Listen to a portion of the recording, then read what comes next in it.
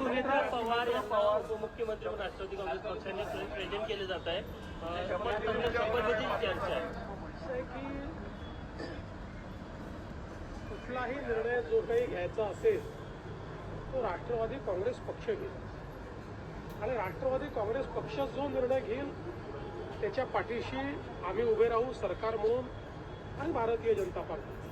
त्यामुळे मी आत्ता आपल्याला एवढंच सांगू शकतो की अजितदादांचं कुटुंब असेल किंवा राष्ट्रवादी काँग्रेस पक्ष असेल याच्या पाठीशी आम्ही पूर्णपणे उभे आहोत.